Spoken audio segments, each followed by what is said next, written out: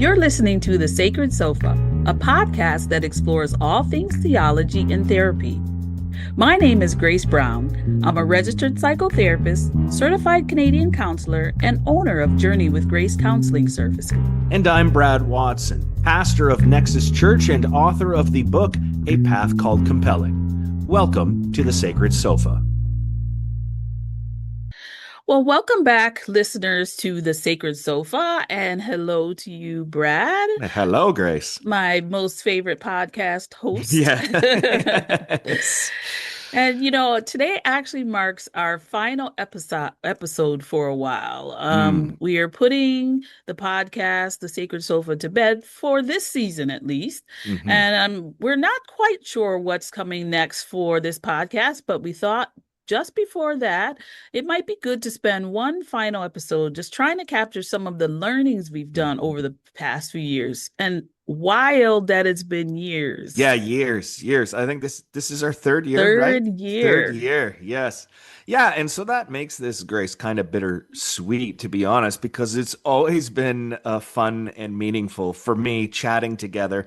And I still really believe in the idea behind this podcast, right? Where we bring Christian faith, theology, scripture into conversation with the world of psychology and therapy. And I think that phrase really matters, having the two of them talk in conversation. So it's not like we've tried to collapse them into one another. We've just brought them together to see what might come from the dialogue. And given it's been 3 years, it's obviously been fruitful, right? Yes. So for this final episode, for at least a while anyway, we thought, yeah, like you said, it'd be good to name a few things we've learned from this. I've got 5 learnings, so I thought I'll, sort of throw those at you and then hand things over to you at the end. But I've got a question with each of my takeaways, Grace. So okay, why don't I jump in here? I think my first big takeaway from these 3 years, Grace, is that being a person of faith does not make us less human.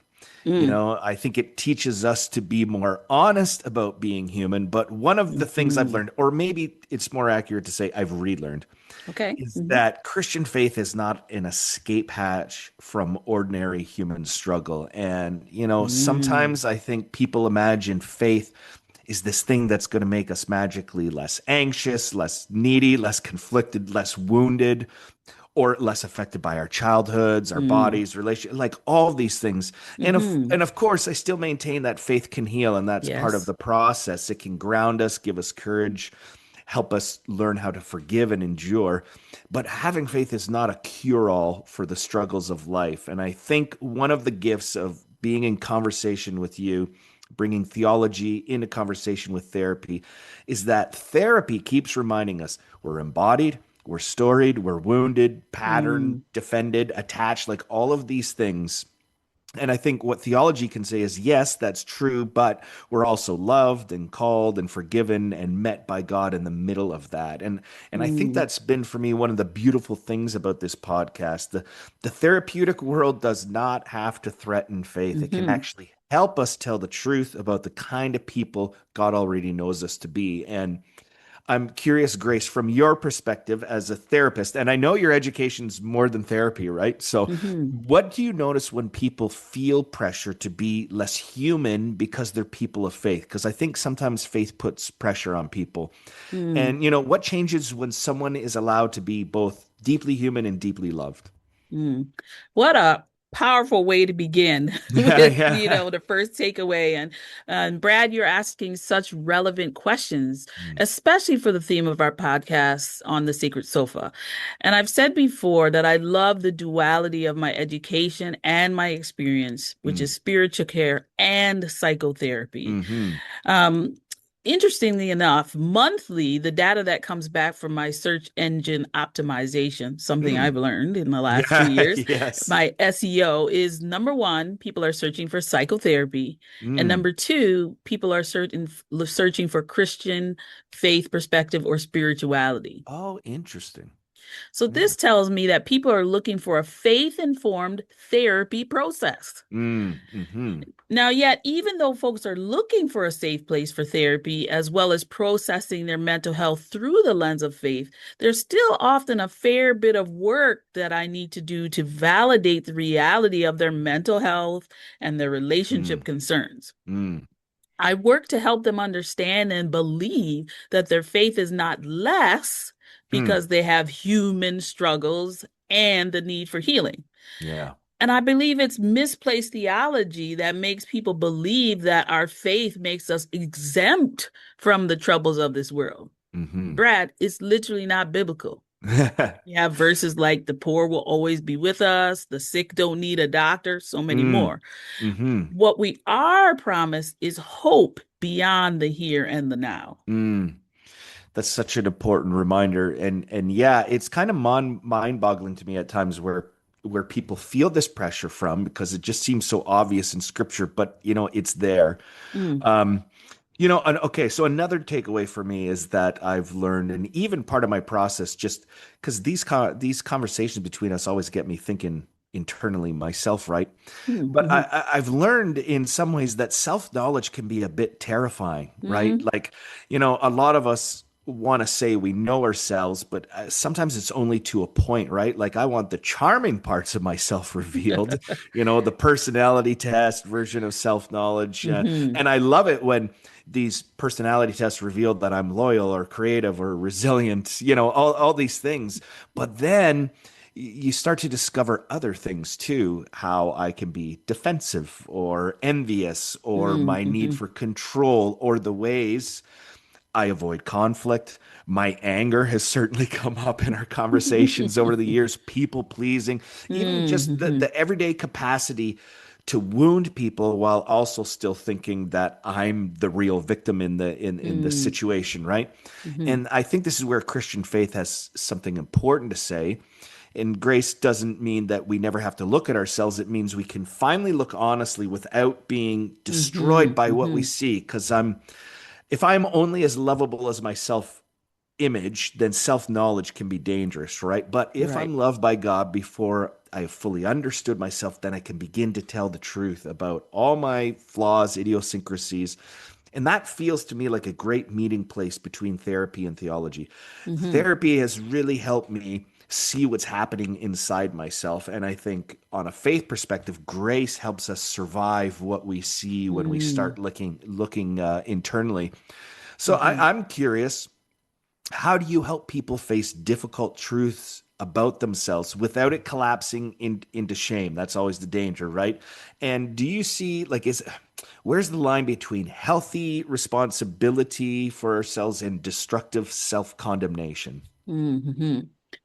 Well, we start with identifying the emotion of shame, when and how it shows up, and its impact, Mm, right? We hmm also explore the difference between what I call healthy guilt and misplaced guilt. mm, So, healthy guilt is a natural emotion we're going to feel that indicates we've stepped outside of our values and creative harm. So, if my value is respectful communication and I'm in conflict with my partner and I mm, raise my voice, I'm going to feel healthy guilt because it's like, you've stepped outside your values, you've done mm, something that's created harm. And so it's calling me to correction. Okay. And it's Okay. directly connected, right? What I call misplaced guilt is this vague feeling of discomfort that maybe I did something wrong and it's Hmm. not actually connected to any action or intention. Huh. Okay. Shame is this emotion we'll feel, and it's tied to a belief that something is wrong with us versus we've done something that has created harm.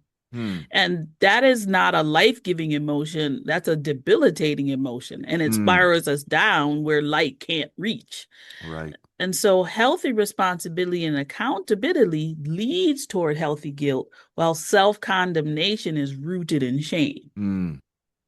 Yeah, and you could just see how you could spend so much time in therapy just constantly working that out, identifying Mm, what is this and what's it connected to, and is this healthy or not. So I think that's great to distinguish between those and doing the work of figuring out what exactly is going on Mm-hmm. inside. So that's Mm-hmm. that's certainly helpful. I know another big takeaway for me that I've learned throughout this podcast is that so many of the things that I sort of identify initially as spiritual struggles are also relational struggles. So, Yes. some of the conversations we've had on here remind me of how often faith gets lived out relationally, right? Like we can Mm-hmm. talk about prayer, forgiveness, grace, confession, repentance, trust, like all of those things. And in one sense, they can kind of sit on this abstract level, but they never stay abstract for long No. because they always show up in marriages, friendships, churches, families, parenting, Mm-hmm. all these different things. And I think some of us would prefer our spiritual lives. I know this is a temptation for me to be this private and interior thing. It's just sort of me and God, and it's my own thing that I have on the side here. But then another person enters the room, and suddenly all my progress is ruined. I discover that I'm a patient in theory, I'm forgiving in theory, I'm humble in theory. And then Mm-hmm. I have to respond to my wife, a child, a friend, coworker, and then suddenly those theories become very real. And I think Mm-hmm. the therapeutic world has helped me see that relationships are not just where our problems appear, they're often the place where our formation is happening nonstop. Mm-hmm. And I think the Christian faith, the Jesus Path says something similar. Love of God is always connected right to love of neighbor. They're inseparable. Can't be Christ-like or pursue the Jesus path in the abstract, which is deeply inconvenient of God, I might add, that, it comes with other people, right? But, when you think about relationships, Grace, why do people closest to us often reveal the parts of us we least want to see? Mm-hmm. And, how can conflict become a place of growth instead of just place of injury? Mm-hmm. Jesus is always calling us to action. And, we talk Hmm. about when the rubber meets the road. And Right, so right. if you truly want to walk on the Jesus path, it can't Hmm. be abstract. No. Right? Right.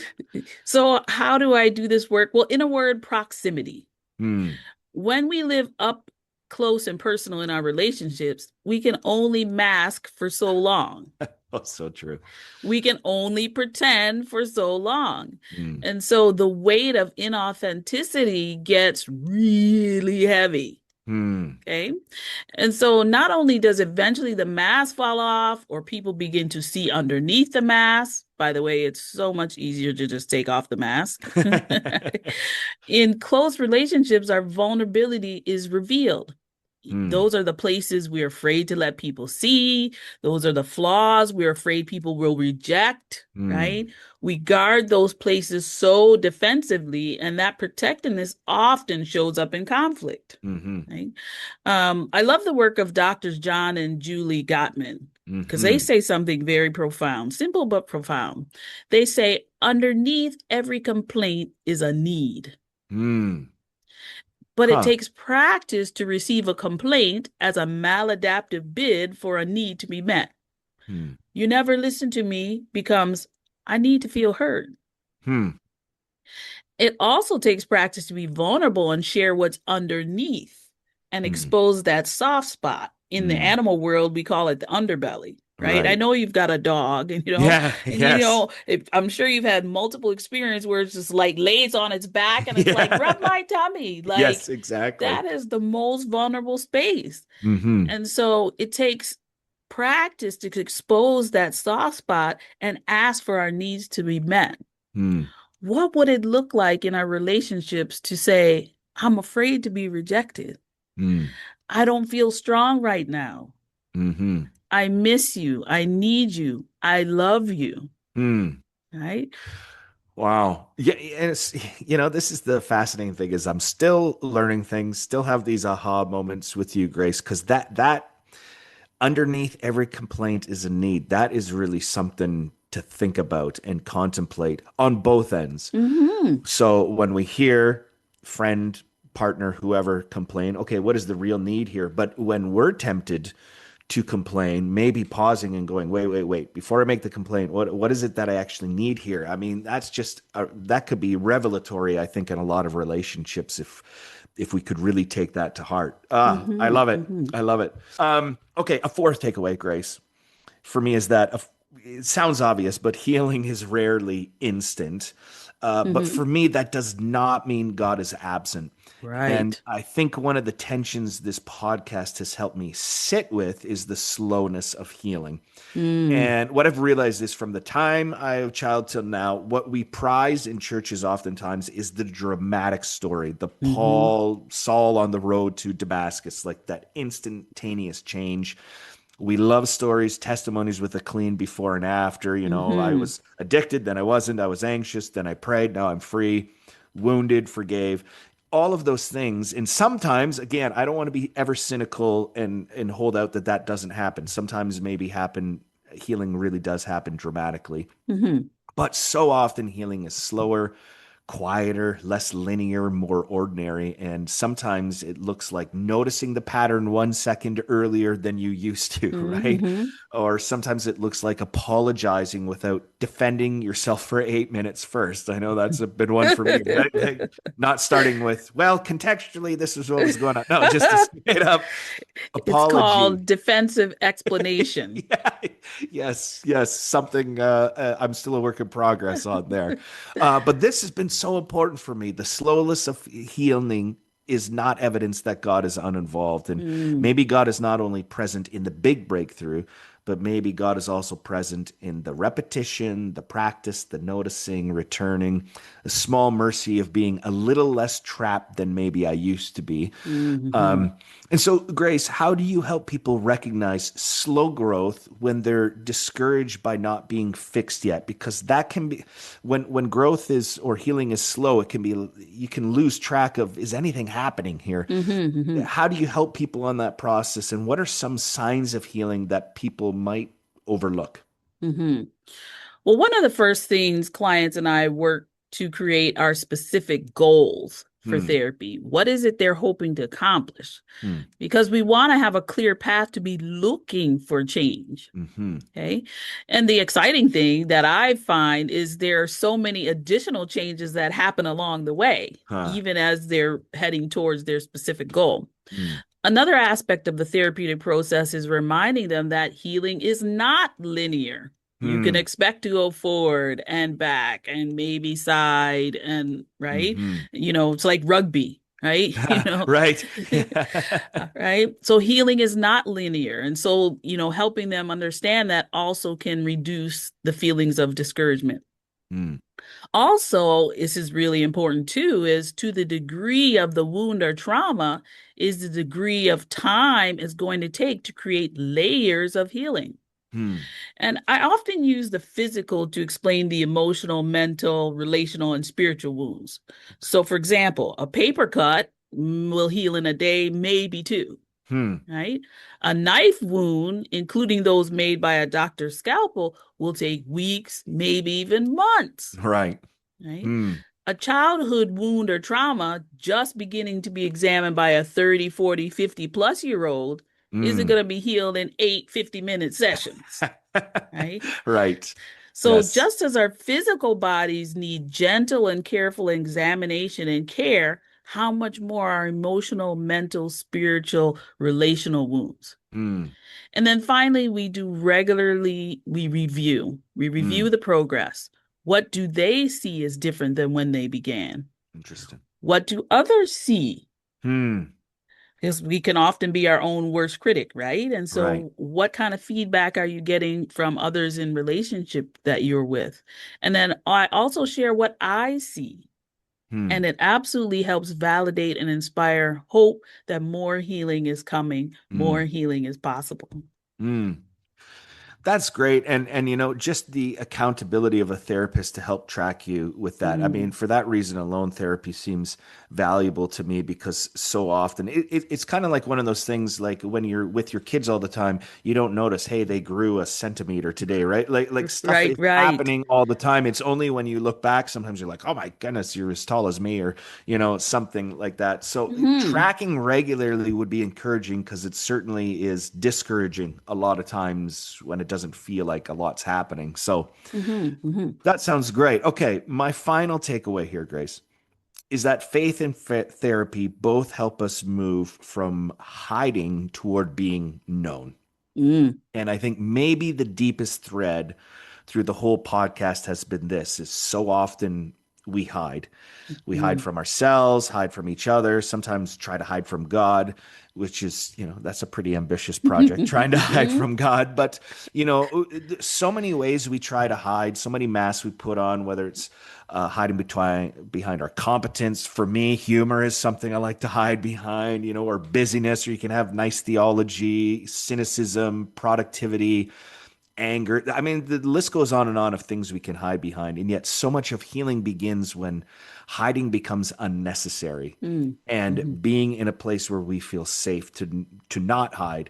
And I think this is one of the places where faith and therapy can speak beautifully together because therapy quite literally offers a space where things can be named without immediate judgment. mhm. And I think the Christian faith as well says at the deepest level, we're already fully seen, right? Psalm Yes. 139, oh Lord, you have searched me and you know me. And that can sound threatening until you realize the one who fully knows you is full of mercy and that's deeper than our Mhm, hiding. But maybe the movement of the Christian life is not from broken to impressive, but maybe from hidden to known and from defending ourselves to being honest, moving from being ashamed to being received, isolated to love.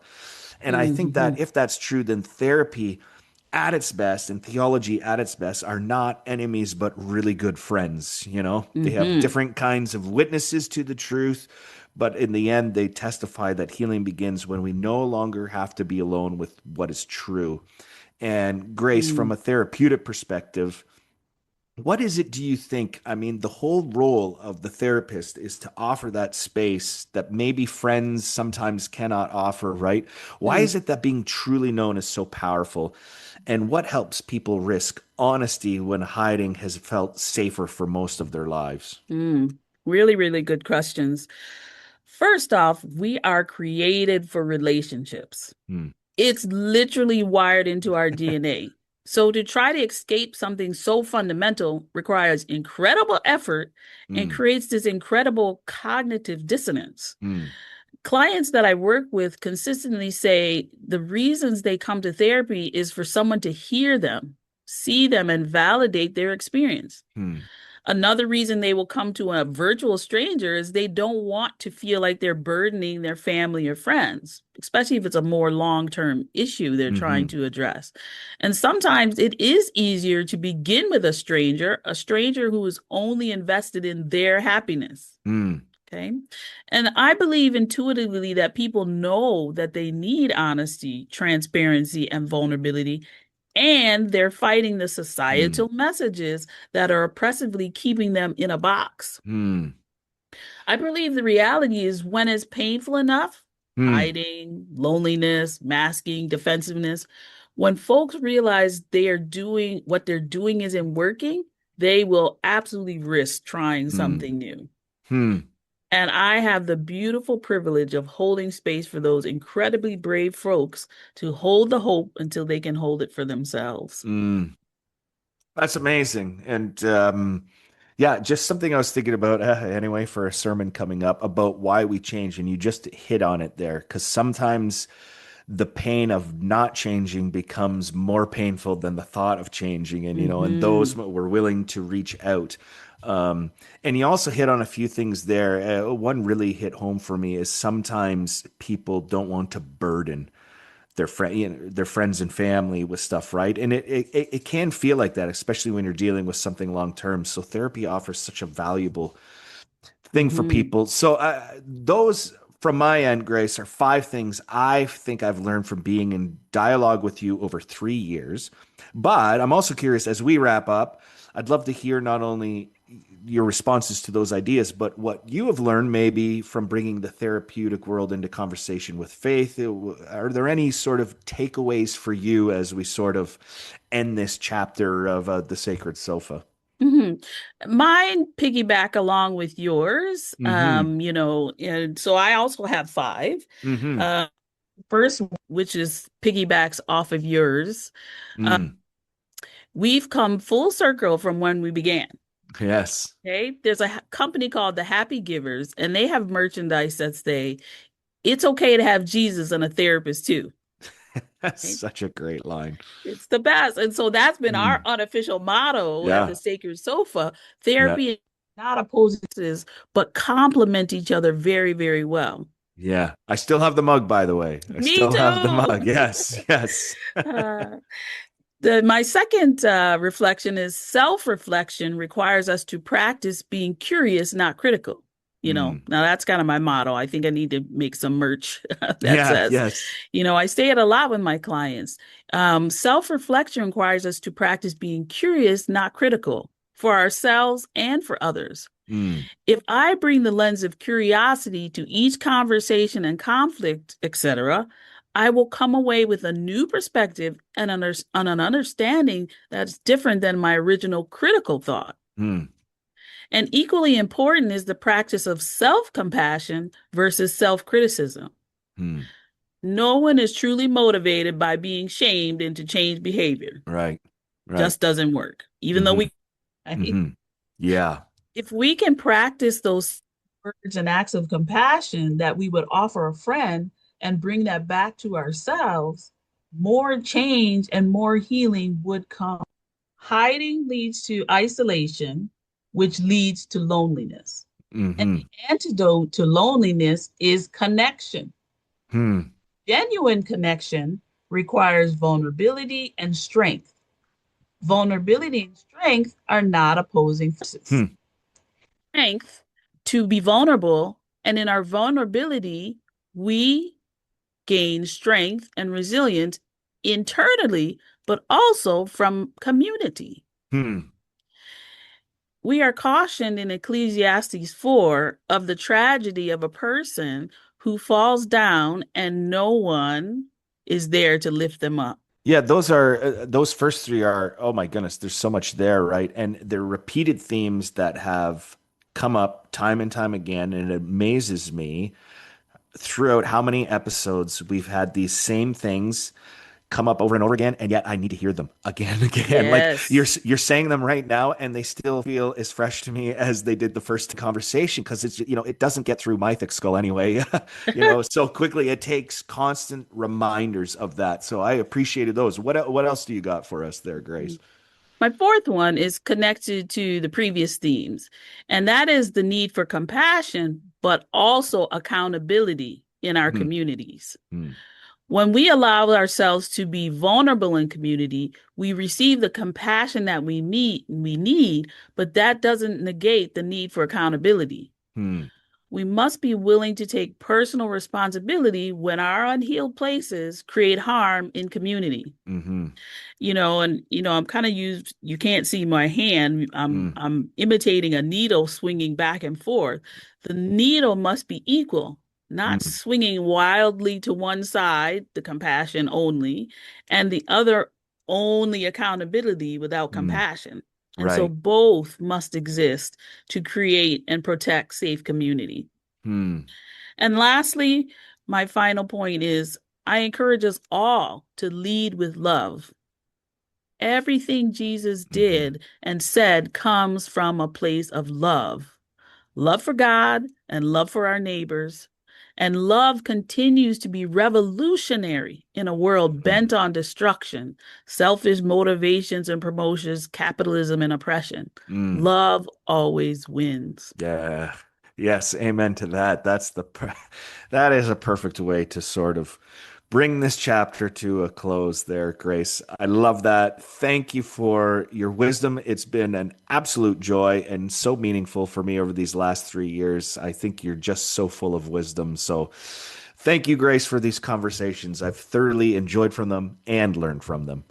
Thank you, Brad. Thank you for, coming alongside with me with this little Hmm. tiny idea I had Hmm. so long ago, and you jumped at it readily. It has Hmm. been absolutely fantastic to join the therapeutic lens with your theology lens Yeah. in Yeah. dialogue and conversation with each other. I appreciate you. I appreciate the work that you do in our community to Mm. help people see a different view of God than most of Hmm. us grew up with. Hmm. And Hmm. so, thank you for your wisdom. Thank you for your vulnerability Hmm. in your stories as you teach.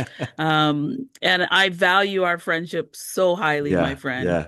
As do I. And thank you to those who listen along for the past 3 years. We hope that it's been valuable to you. And again, we're not entirely sure what next year, next chapter brings, but for now, we're going to put the sacred sofa to bed. But we certainly appreciate you joining us along for the journey and conversation. So, with that, I will say adieu to you, Grace, and to our listeners. I hope you have a great day. Take care, Brad. Thank you, Sacred Sofa listeners. Bye for now.